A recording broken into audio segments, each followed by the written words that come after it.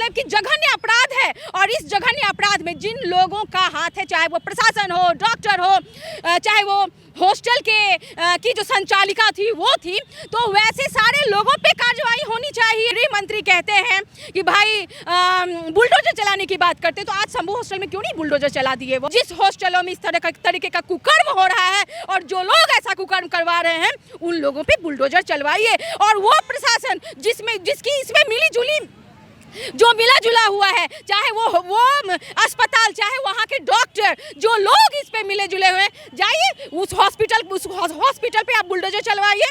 वो पटना के Shambhu girls hostel में नीट की छात्रा के साथ जो अत्याचार हुआ, जघन्य अपराध हुआ, इस पूरे प्रकरण में कहीं ना कहीं बिहार की बेटियों के साथ जो अत्याचार किया जा रहा था और जिस प्रकार से जो चेहरे इस पूरे रैकेट को चला रहे थे, आखिरकार सबके चेहरे बेनकाब होते जा रहे हैं। और इस पूरे मामले में लगातार जो बातें सामने आई है, एसआईटी टीम का गठन किया गया है और एसआईटी टीम को लीड पटना के आईजी जितेंद्र राणा कर रहे हैं। और इस पूरे मामले में नीलम अग्रवाल की गिरफ्तारी अभी तक नहीं है, उनके दोनों बेटे की गिरफ्तारी नहीं हुई। अब आरजेडी जो है, आरजेडी अब पटना की सड़कों पर उतरा है और लगातार प्रदर्शन कर रहा है। और आप तस्वीरों में देख सकते होंगे कि ये बड़ी बड़ी तख्तियां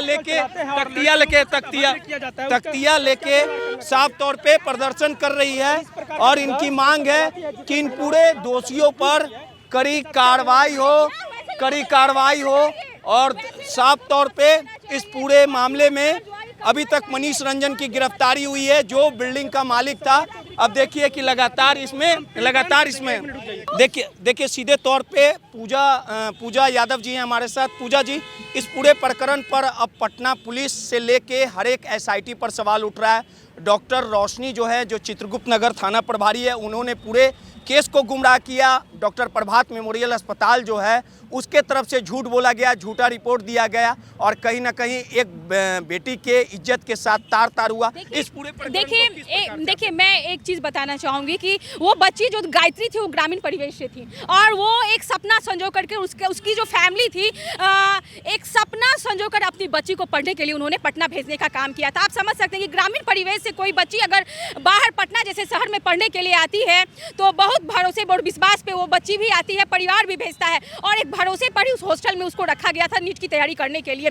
जिस तरीके से उसके साथ ये अपराध हुआ है और उस अपराध को छुपाने की भी कोशिश की गई थी, ये मतलब कि जघन्य अपराध है। और इस जघन्य अपराध में जिन लोगों का हाथ है, चाहे वो प्रशासन हो, डॉक्टर हो, चाहे वो हॉस्टल की जो संचालिका थी वो थी, तो वैसे सारे लोगों पे कार्रवाई होनी चाहिए और तुरंत कार्रवाई होनी चाहिए। गृह मंत्री कहते हैं कि भाई बुलडोजर चलाने की बात करते, तो आज शंभू हॉस्टल में क्यों नहीं बुलडोजर चला दिए? वो सबसे पहले वो जो गरीब तबके के लोग हैं, उसके घरों पे बुलडोजर चला रहे हैं। वहाँ छोड़िए बुलडोजर चलाना सम्राट चौधरी जी। और ऐसे हॉस्टलों में, जिस हॉस्टलों में इस तरीके का कुकर्म हो रहा है और जो लोग ऐसा कुकर्म करवा रहे हैं, उन लोगों पे बुलडोजर चलवाइए। और वो प्रशासन जिसकी इसमें मिली जुली जो मिला जुला हुआ है, चाहे वो अस्पताल, चाहे वहाँ के डॉक्टर, जो लोग इस पे मिले जुले हुए, जाइए उस हॉस्पिटल पे आप बुलडोजर चलवाइए।